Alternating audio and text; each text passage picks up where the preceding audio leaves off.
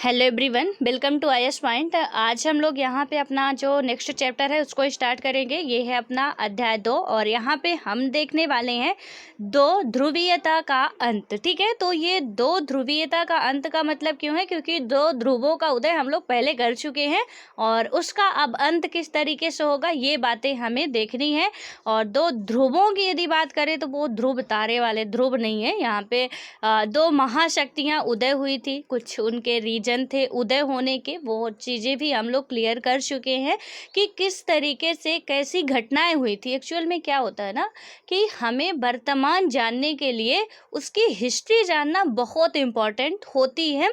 चाहे वो फिर किसी इंसान के बारे में आपको उसका वर्तमान जानना हो या किसी वस्तु के बारे में उसका आपको वर्तमान जानना हो या किसी भी विषय से रिलेटेड आपको कुछ भी जानना है तो हमें उसका इतिहास भी जानना बेहद इम्पॉर्टेंट होता है। ठीक है, तो हम लोग देख चुके हैं कि किस तरीके से क्या क्या घटनाएं घटती हैं और कैसे फिर यहाँ पे दो महाशक्तियों का उदय होता है, दोनों में टकराव होता है, शीत युद्ध की स्थितियाँ बनती हैं। और यहाँ पे बात करें कि किस तरीके से उन दोनों में बाद में संधि वगैरह होती है, फिर दोनों ही अपना अपना मतलब युद्ध होते होते बच जाता है। तो इस तरीके से पूरी जो भी चीज़ें थी वो हम लोग क्लियर किए हैं और इसके तहत हमने दो ऑर्गेनाइजेशन की भी बात किए थे। एक था आपका नाटो, देन सेकंड था आपका अंकटाड। ठीक है, तो हमने नाटो और अंकटाड दोनों को ही आपको बोला था कि आप लोगों को ये कर लेना है और ये आपके लिए इम्पॉर्टेंट है। ठीक है, इनके द्वारा जो भी रिपोर्टें जारी की जाती हैं, इनके द्वारा मतलब इनका फॉर्मेशन कब हुआ था, इनमें कौन कौन सी कंट्रियां शामिल हैं, तो ये सारी चीज़ें आप लोगों को याद रखना बेहद इम्पॉर्टेंट है और आई होप कि आप लोग कर चुके होंगे। और यहाँ पे इस चैप्टर को स्टार्ट करने से पहले मैंने आपसे कल एक क्वेश्चन किया था, स्टार्टिंग में ही मैंने क्वेश्चन किया था और वो क्वेश्चन क्या था आपका, एक बार मैं फिर बता देती हूँ, जो 2020 में पूछा गया था आपका उद्देश्य का पॉइंट से रिलेटेड है यहाँ पे। तो इसमें क्या पूछा गया था कि भारत में जो भारत के संविधान की उद्देशिका, ठीक है, तो इसमें पहला स्टेटमेंट क्या था कि ये संविधान का भाग है किंतु कोई विधिक प्रभाव नहीं रखती है। तो उद्देशिका जो संविधान का भाग है किंतु कोई विधिक प्रभाव नहीं रखती है, तो मैं यहाँ पे पहला ऑप्शन गलत कर रही हूँ। अभी मैं बताती हूँ क्यों। क्योंकि आप और हम ये चीज़ें पढ़े हैं कि ये विधिक प्रभाव नहीं रखती है, लेकिन इसमें कुछ और भी ऑप्शन है, उन पे भी हमें ध्यान देना है। इसीलिए मैं हमेशा बोलती हूँ कि कॉन्सेप्ट पे आप थोड़ा सा अपना दिमाग बैठाइए। तो पहला ऑप्शन गलत। देन सेकंड ऑप्शन क्या कहता है कि संविधान का भाग नहीं है और कोई विधिक प्रभाव भी नहीं रखती, तो ये दूसरा तो आप आंख बंद करके भी बता सकते हो कि ये गलत है। ठीक है, क्योंकि वो संविधान का पार्ट है और संविधान का भाग है और वैसा ही विधिक प्रभाव रखती है जैसा कि उसका कोई अन्य भाग। तो ये तीसरा भी आपका क्या है, गलत। ठीक है, अब बचता है चौथा और चौथे में बात की जा रही है कि संविधान का भाग है किंतु उसके अन्य भागों से स्वतंत्र होकर उसका कोई विधिक प्रभाव नहीं है। तो यहाँ पे हमने पहले स्टेटमेंट और चौथे स्टेटमेंट में देखिए ये यूपीएससी है। बिल्कुल भी यदि आप सोच रहे हो कि बस आओ खाओ और मौज बनाओ ऐसा वाला है, तो बिल्कुल भी यहाँ पे आपको ऐसा नहीं मिलने वाला है। देखिए कितनी आसानी से और कितनी बारीकी से इसने घुमाया है। विधिक प्रभाव नहीं रखता है, लेकिन किस सिचुएशन में नहीं रखता है कि संविधान के भागों से स्वतंत्र होकर उसका कोई विधिक प्रभाव नहीं होगा। ठीक है, यदि संविधान में जुड़ा हुआ है तो उसका विधिक प्रभाव है, लेकिन उसके भाग से वो अलग हो गया तो उसका कोई भी यहाँ पे अस्तित्व नहीं रहेगा। यहाँ पे केशवानंद बनाम भारती मामला जो आया था 1973 में, उसमें क्या किया गया था कि सुप्रीम कोर्ट ने ये स्पष्ट कर दिया था कि जो संविधान है तो संविधान की प्रस्तावना को संविधान का पूरा मतलब हिस्सा माना गया। पहले माना जाता था कि ये नहीं है, लेकिन ये 1973 से पूरा क्लियर हो गया कि है ये। ठीक है, और यहाँ पे यदि हम देखें, परंतु क्या हुआ कि संविधान के अन्य भागों की व्याख्या करने के लिए प्रस्तावना की सहायता ली जा सकती है। यहाँ पे जो प्रस्तावना का सामान्यतः कोई विधिक प्रभाव नहीं है, उसमें न्यायालय ने यह भी कहा था कि प्रस्तावना का कोई, थोड़ा ध्यान से सुनिएगा, कोई विधिक प्रभाव नहीं है, परंतु संविधान के अन्य भागों की व्याख्या करने के लिए प्रस्तावना की सहायता ली जा सकती है। ठीक है, इसका कोई विधिक प्रभाव नहीं है, लेकिन किसी भी भाग की व्याख्या करने के लिए इसकी सहायता आप ले सकते हो। ये कब कहा गया था? 1973 में सुप्रीम कोर्ट के द्वारा, जब केशवानंद भारती मामला आता है। हालांकि यहाँ पे यदि हम देखें कि संविधान के अन्य भागों से स्वतंत्र प्रस्तावना का कोई विधिक प्रभाव नहीं है, और इस तरीके से आपका डी ऑप्शन राइट होता है। ठीक है, तो यहाँ पे थोड़ा सा वर्ड पे आपको ध्यान रखना है कि हर एक ऑप्शन क्या कह रहे हैं। बहुत ज़्यादा एक्साइटेड होके हमें आंसर नहीं करने हैं, हमें थोड़ा सा समझ बना के चलनी है। एक आपका प्रियम्बल से रिलेटेड एक क्वेश्चन और है जो 2017 में पूछा गया था। ठीक है, आज आपके लिए ये क्वेश्चन है जो आपको बताना है। ये क्वेश्चन क्या था कि निम्नलिखित उद्देश्यों में से कौन सा एक भारत के संविधान की उद्देशिका में सन्निविष्ट नहीं है। ठीक है, तो पहला आपका ऑप्शन था विचार की स्वतंत्रता, दूसरा था आर्थिक स्वतंत्रता, तीसरा है अभिव्यक्ति की स्वतंत्रता, और चौथा है विश्वास की स्वतंत्रता। ठीक है, तो यहाँ पे अब जिसके कॉन्सेप्ट क्लियर होंगे आंसर वही कर पाएगा। आंसर तो इसका बहुत ईजी है, इतना ईजी है कि जो भी पढ़ा होगा ना वो बहुत आसानी से कर लेगा। इसलिए प्लीज़ ध्यान से करिएगा, ज़्यादा एक्साइटेड होके मत करिएगा, वरना ओवर कॉन्फिडेंस हमें गर्त पे ले जाता है कि हमसे तो बनता है, हम कर देंगे। थोड़ा ध्यान रखिएगा। ठीक है, यहाँ पे मैं अभी कुछ नहीं हिंट करूँगी वरना आपको समझ में आ जाएगा। तो एक बार क्वेश्चन मैं और पढ़ देती हूँ। 2017 का ये क्वेश्चन है। पूछा गया था कि निम्नलिखित उद्देश्यों में से कौन सा एक भारत के संविधान की उद्देशिका में सन्निविष्ट नहीं है। ठीक है, यहाँ पे आपको बताना 4 ऑप्शन में से कि कौन सा उद्देशिका में नहीं लिखा गया। 4 ऑप्शन है आपके पास, जो लिखे गए हैं वो नहीं, जो नहीं लिखा गया उनमें से एक नहीं लिखा गया है। तो विचार की स्वतंत्रता, अभिव्यक्ति की स्वतंत्रता, आर्थिक स्वतंत्रता और विश्वास की स्वतंत्रता। ठीक है, तो अब आपको ये ऑप्शन बताना है एंड आई होप कि आप लोग कर पाएंगे। लेकिन मुझे लगता है कि कहीं ना कहीं आप लोग उत्साहित होकर कुछ गलती तो करेंगे ही। ठीक है, तो देखते हैं कि कितना आप लोग मन लगा के पढ़ते हैं। इतना इजी सवाल तो आपको मिलेगा नहीं। है अब आते हैं अपने इसमें कि 2 ध्रुवीयता का अंत, इसका देखते हैं ओवरव्यू पहले कि इसके अंतर्गत हमें क्या क्या चीज़ें जानेंगे। यहाँ पे क्या हुआ कि शीत युद्ध के सबसे सरगर्म दौर में बर्लिन दीवार खड़ी की गई थी, और यह दीवार क्या था? शीत युद्ध का सबसे बड़ा प्रतीक था। ठीक है, और 1989 में पूर्वी जर्मनी की आम जनता ने इस दीवार को गिरा दिया। यानी कि शीत युद्ध के जब ये माहौल चल रहा था, गर्मा गर्मी चल रही थी, वहाँ पे एक बर्लिन दीवार खड़ी की गई, और ये जो दीवार थी शीत युद्ध का सबसे बड़ा प्रतीक थी। ठीक है, कि वो दीवार ये बताती थी किस टाइम पे शीत युद्ध हुआ था। इस वजह से ऐसी जैसे अभी चाइना की दीवार बनी हुई है, और 1989 में पूर्वी जर्मनी की जो आम जनता थी उसे क्या करती है? गिरा देती है। और इस नाटकीय घटना के बाद और भी नाटकीय तथा ऐतिहासिक घटनाक्रम सामने आया, और इसकी परिणति दूसरी दुनिया के पतन और शीत युद्ध की समाप्ति से हुई। और दूसरे विश्व युद्ध के बाद क्या हुआ कि विभाजित हो चुके जर्मनी का अब एकीकरण हो गया, और सोवियत संघ के खेमे में शामिल पूर्वी यूरोप के जो 8 देशों ने एक एक करके जनता के प्रदर्शन को देखकर अपने साम्यवादी शासन को बदल डाला। जो सोवियत संघ में शामिल थे तो उनमें से 8 कंट्रियां ऐसी थी जो कि जनता के आंदोलन को देख के उन्होंने अपने खेमे को बदल डाला। और यहाँ पे यदि हम बात करें कि शीत युद्ध के अंत के समय में सोवियत संघ को यह सब चुपचाप देखते रहना पड़ा, और ऐसा किसी सैन्य मजबूरी से नहीं बल्कि आम जनता की सामूहिक कार्यवाही के दबाव के कारण हुआ। और क्या हुआ कि अंत में सोवियत संघ का विघटन हो गया। बाद में क्या होता है कि जब धीरे धीरे करके कंट्रियां निकलने लगी तो सोवियत संघ का फिर विघटन हो जाता है। और इस अध्याय में हम दूसरी दुनिया के विघटन के आशय, कारण और परिणामों के बारे में भी पूरा डिटेल से समझने वाले हैं।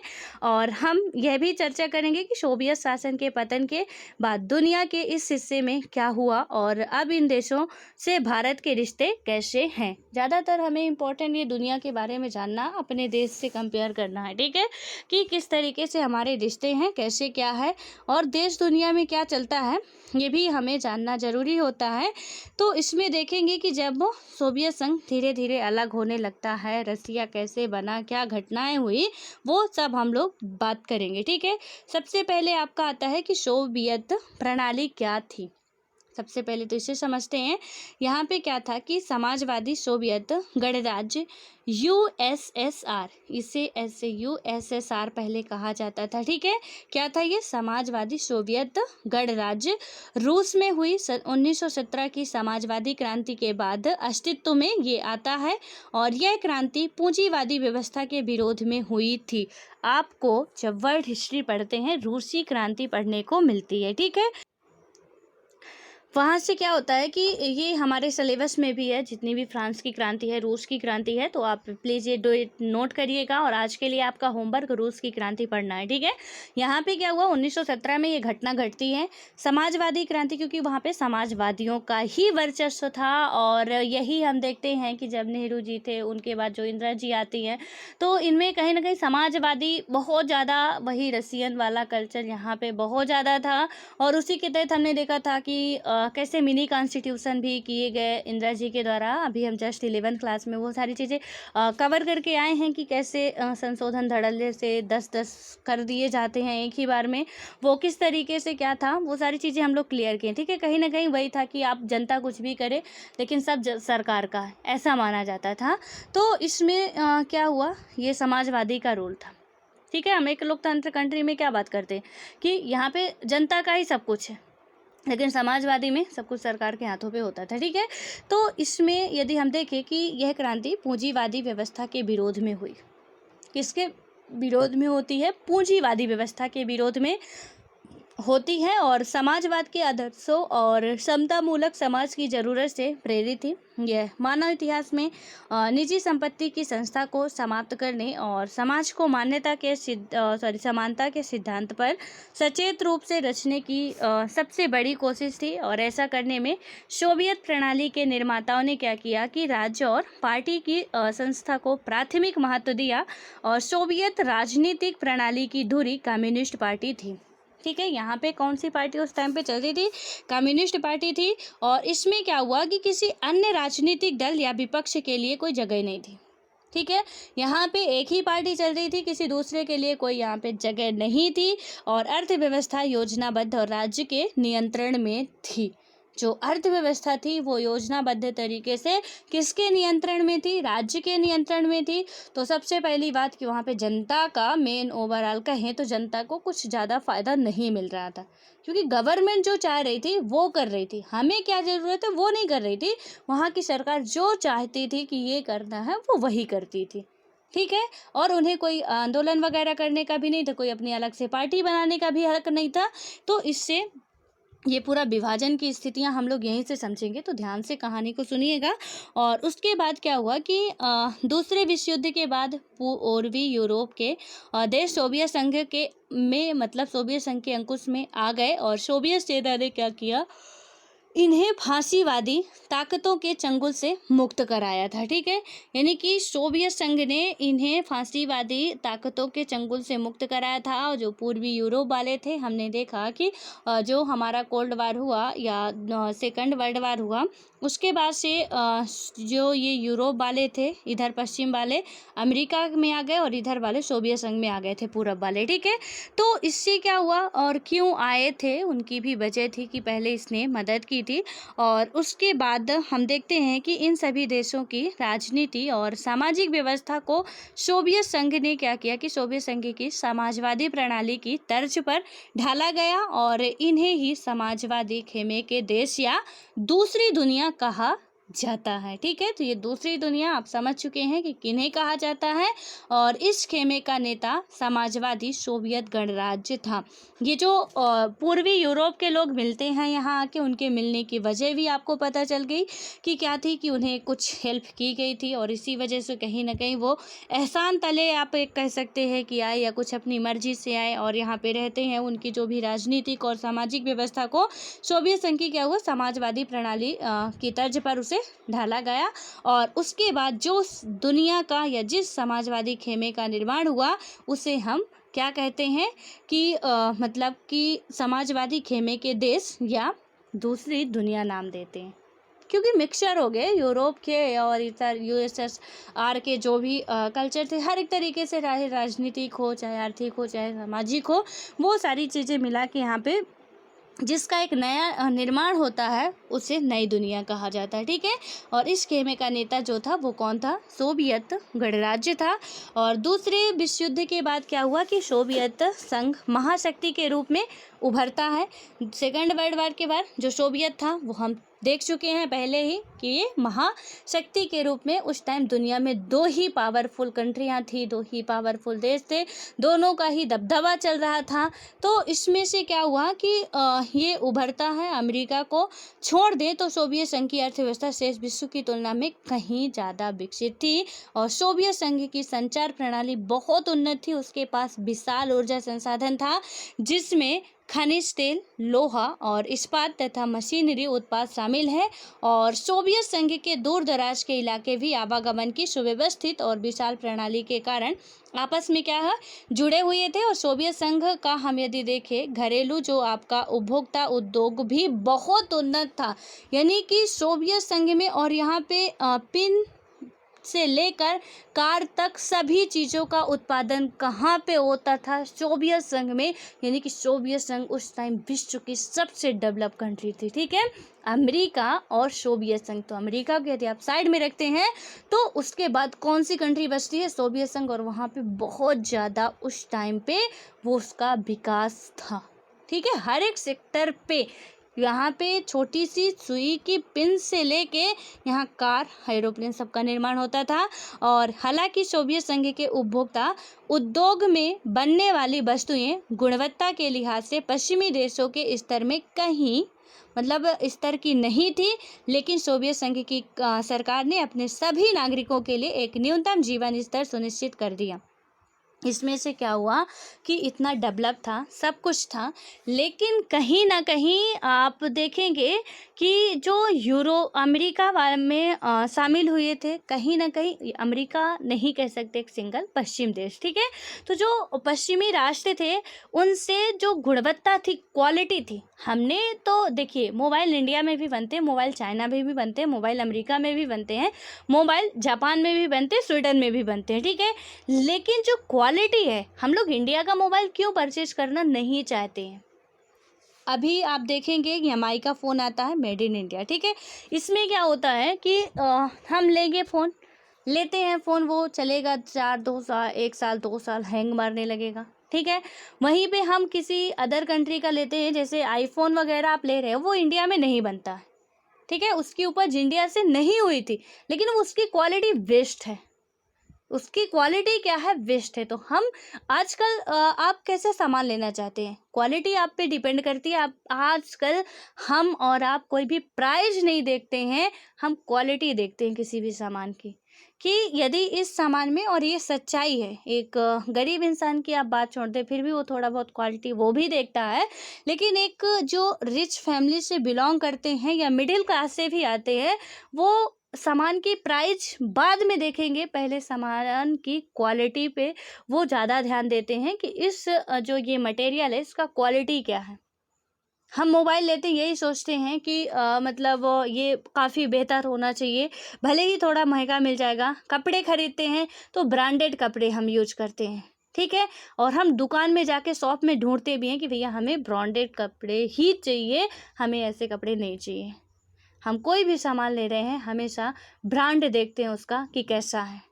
ठीक है, तो यहाँ पे सोवियत संघ में तो निर्माण हो रहा था, लेकिन कहीं ना कहीं जो क्वालिटी ये पश्चिमी राष्ट्र वाले दे रहे थे, तो कहीं ना कहीं इनमें ये कमी दिखाई दे रही थी। ठीक है, और इसमें अपने इंडिया में भी देखेंगे कि हम आत्मनिर्भर होने की बात तो करते हैं, सब कुछ है, लेकिन देखिए कि इसमें हम यदि बात करें कि कहीं ना कहीं हमारे जो उत्पादक हैं या जो हम प्रोडक्ट बनाते हैं उनमें क्वालिटी की कहीं ना कहीं काफ़ी ज़्यादा कमी होती है।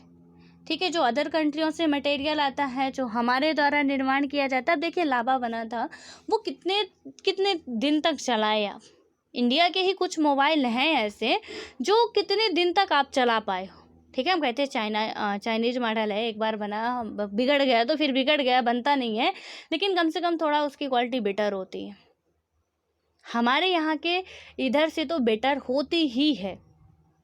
क्योंकि वो क्वालिटी पे ध्यान देते हैं। और हम लोग क्या है कि यहाँ पे, हालांकि ऐसा नहीं कहना चाहिए बट ये रियलिटी भी है कि जो भी चीज़ें हैं अदर राष्ट्रों से, अभी हम आत्मनिर्भर की बात भी कर रहे हैं, लेकिन हमें अदर कंट्रियों से सीखने की ज़रूरत है कि हम अपने सामान की क्वालिटी पे ध्यान दें, क्वांटिटी पे नहीं। कितना ज़्यादा हमने प्रोडक्ट इकट्ठा कर लिया है, ये हो कि हमने जितना किया हो बेटर किया है, अच्छे तरीके से किया है। हाँ, हर तरीके का बनाना चाहिए, क्योंकि जब हम अच्छा ब्रांड तैयार करेंगे तो उसमें प्राइस भी काफ़ी होता है फिर। तो कुछ प्राइस जो दे के ले सकते हैं उनके हिसाब से भी दो, थोड़ा कम अफोर्ड कर सकते थोड़ा उनके हिसाब से भी, तो आप हर तरीके का बना सकते हैं। लेकिन ज़्यादातर चीज़ें यदि बेटर होंगी तो हमारी यहाँ की इकोनॉमिकली कंडीशन बेटर होगी, क्योंकि हम बाहर की चीज़ों का ज़्यादा महत्व नहीं देंगे। और बाहर की चीज़ों को महत्व नहीं देंगे तो हम ऑलरेडी आत्मनिर्भर ही बन जाएंगे ना। हम अपने यहाँ पे उत्पादित चीज़ों को ले रहे हैं, उसी को यूज कर रहे हैं। तो अब हमारे यहाँ पे यदि खादी का निर्माण होता है, हम कहे खादी ही पहनो, लेकिन अब हमारी हैबिट बन चुकी कि हम ये पहनेंगे, जीन्स पहनेंगे, टॉप पहनेंगे, तो बेटर है ना कि हम लोग उस तरीके की क्वालिटी वाले यहाँ पे उत्पादित करें, तो कोई दिक्कत नहीं होगी, हम उसे यूज करेंगे। बाहर की चीज़ों को हम प्रायोरिटी नहीं देंगे। और आप में से ही बहुत ज़्यादा देशभक्त होंगे, सब कुछ होगा, लेकिन ना तो आप छोड़े हैं अभी तक बहुत सी चीज़ें अदर कंट्रियों की, ना तो हम छोड़ पाए हैं, ना कोई और छोड़ पाया। ये हमारे जीवन की सच्चाई है, क्योंकि हमें क्वालिटी चाहिए होती है। हर जगह पे हम क्वालिटी की बात करते हैं, तो इसमें यही बताया गया कि कहीं ना कहीं थोड़ा इसमें ये कमी दिखती है। हालांकि यदि हम आगे बात करें इसमें कि क्या होता है, लेकिन जो है सोवियत संघ की सरकार अपने नागरिकों के लिए एक न्यूनतम जीवन स्तर सुनिश्चित कर दिया था। और सरकार क्या था, बुनियादी जरूरत की चीज़ें मसलन स्वास्थ्य सुविधा जो था, शिक्षा था, बच्चों की देखभाल तथा लोक कल्याण की अन्य चीज़ें रियायती दर पर मुहैया कराती थी। यहाँ पे जो उत्पादित होता था चीज़ें, ये कुछ चीज़ें ऐसी थी जो कि उनकी प्राइस जो थी फिक्स कर दी जाती थी सरकार के द्वारा, कि जिससे एक गरीब इंसान भी ले सके। ठीक है, जैसे सब्जियों की कीमत देखिए, ये हमारी मूलभूत आवश्यकता है। यहाँ पे गवर्नमेंट तय कर देती है कि भाई इतने से ज़्यादा आप नहीं बढ़ाओगे, कि यदि आलू 10 रुपये हमारे एमपी में भी मिल रही है तो 10 रुपये आपके बिहार में भी मिलेगी, 10 रुपये आपके दिल्ली में भी मिलेगी, 10 रुपये आपके पंजाब में भी मिलेगी। ठीक है, ये सच्चाई है। और आप इंडिया के किसी भी कोने में चले जाएं, यदि आप भारत में रहते हैं और भारत के किसी भी कोने में चले जाएं, तो कुछ चीज़ें ऐसी हैं जिनका प्राइस फिक्स ही होगा। जैसे किराने का सामान हुआ, यदि 5 रुपए का कुरकुरे का पाउच हमारे यहाँ पे मिल रहा है 5 ही रुपए का, तो आप केरल में जाके लेंगे तो वो 5 ही रुपए का मिलेगा। यदि निरमे का पाउच आपका 1 किलो का या 3 किलो का 100 रुपए का मिल रहा है या 150 रुपए का मिल रहा है, तो आप इस इंडिया के किसी भी कोने में जाके रहिए, और आज यदि यकीन ना हो तो आप पूछिएगा किसी से भी, या खुद के जिस राज्य में रह रहे हैं कमेंट बॉक्स में आप खुद बता सकते हैं कि आपके यहाँ पे ये जो किराने के सामान की बात मैं कर रही हूँ, जो मूलभूत आवश्यकताओं की चीज़ होती है, किराने का सामान एक हमारी मूलभूत आवश्यकताओं की ही चीज़ है, कि हमें चाहिए निरमा चाहिए, साबुन चाहिए, शैम्पू चाहिए, कुछ बच्चों के लिए चीज़ें चाहिए, वो चीज़ें किस लेवल तक की होती, कितना दाम होता है। ठीक है, कि यहाँ पे आपका निरमा कितने रुपए मिलता है, हमारे एमपी में कितने रुपए मिलता है, बिहार में कितने रुपए, आपको बिल्कुल क्लियरिटी आ जाएगी कि इन चीज़ों की कीमत जो होती है कहीं ना कहीं गवर्नमेंट के द्वारा फिक्स कर दी जाती है कि कहीं भी लीजिए, क्योंकि ये हमारी मेन ज़रूरत है। और ये हर एक इंसान की, चाहे छोटा हो चाहे बड़ा हो, उस सबको ज़रूरत है। तो यहाँ पे ना बड़े के लिए बढ़ाई जाती है, ना छोटे के लिए इन चीज़ों पे घटाई जाती है। ठीक है, मूलभूत आवश्यकताओं की, जिसमें से कि हमारी बेसिक नीड हो सके, कंप्लीट हो सके यहाँ पे। बट यदि आप चाहो कि हमें ऐसी लेनी है, वो भी हमारे यहाँ अलग, उसके यहाँ अलग, ऐसे वैसे मिले, वो उन पे डिपेंड करता है दुकान वालों को क्या कैसा करते हैं और कितने को कितना लूट पाते हैं, वो उनका मैटर होता है। ठीक है, तो ये चीज़ें आप याद रखिएगा। उसके बाद हम यहाँ पे देखते हैं कि बेरोजगारी नहीं थी, सोवियत संघ में बेरोजगारी नहीं थी, और मिल्कियत का प्रमुख रूप राज्य का स्वामित्व था, तथा भूमि और अन्य उत्पादक संपदाओं पर स्वामित्व होने के अलावा नियंत्रण भी राज्य का ही था। ठीक है, और बहरहाल सोवियत प्रणाली पर नौकरशाही का शिकंजा कसता चला गया, और यह प्रणाली सत्तावादी होती गई, और नागरिकों का जीवन जो था कठिन होता चला गया। लोकतंत्र और अभिव्यक्ति की आज़ादी नहीं होने के कारण लोग अपनी असहमति अक्सर चुटकुलों और कार्टूनों में व्यक्त करते थे, क्योंकि उन्हें अपनी अभिव्यक्ति को व्यक्त करने की कोई स्वतंत्रता नहीं थी। तो वो किस तरीके से कुछ चुटकुलों के द्वारा, कुछ कार्टून के द्वारा व्यक्त करते थे। और सोवियत संघ की यदि हम देखें कि अधिकांश संस्था को मतलब संस्थाओं में सुधार की जरूरत थी, और सोवियत संघ में एक दल यानी कि कम्युनिस्ट पार्टी का शासन था, और इस दल को सभी संस्थाओं पर गहरा अंकुश था, और यह दल क्या था, सत्ता के प्रति जवाबदेह बिल्कुल भी नहीं थी। ठीक है, तो सॉरी, सत्ता नहीं है, जनता है, जनता के प्रति वो जवाबदेह बिल्कुल भी नहीं थी। तो यहाँ पे हम अकाउंटेबिलिटी की बात करते हैं, ट्रांसपेरेंट की बात करते हैं कि ट्रांसपेरेंट होना चाहिए गवर्नमेंट को। यहाँ पे हम बात करते हैं कि यहाँ पे जो गवर्नमेंट है वो जवाबदेह होनी चाहिए। लेकिन कम्युनिस्ट पार्टी एक ही थी, और एक ही पार्टी में फिर चाहे हमारे यहाँ कहीं भी हो दिक्कत होती है। ठीक है, पार्टी कोई भी हो, यदि एक का ही दबदबा चल रहा है तो दिक्कत है। ये तो बात बनी बनाई है कि एक फिर वो मोनोपोली वाला आ जाता है कि बस एक अधिकार हमारा ही चल रहा है, और जब हमारा ही चल रहा है, कोई हमारा इधर उधर का माई बाप है नहीं, तो फिर दिक्कत वो अपने तरीके से चलाने की कोशिश करते हैं, और तभी दिक्कत ज़्यादा होती है। और जनता ने क्या किया कि अपनी संस्कृति और बाकी मामलों को साथ संभाल अपने आप करने के लिए 15 गणराज्यों को आपस में मिलाकर सोवियत संघ बनाया था। और लेकिन क्या हुआ कि जनता यानी पार्टी ने जनता की इस इच्छा को पहचानने से इनकार कर दिया। हालांकि सोवियत संघ के नक्शे में रूस संघ के 15 गणराज्यों में से एक था, और लेकिन क्या हुआ कि वास्तव में रूस का हर मामले में प्रभुत्व था। अन्य क्षेत्रों में जनता अक्सर उपेक्षित और दमित महसूस करती थी। देखिएगा कि रूस का कैसे उदय होता है। अभी उन्होंने बताया ना कि जो पहले यूएसएसआर कहा जाता था, जैसे रसिया कहा जाता है, किस तरीके से 15 राष्ट्र ऐसे शामिल होते हैं जिनमें से एक रूस था।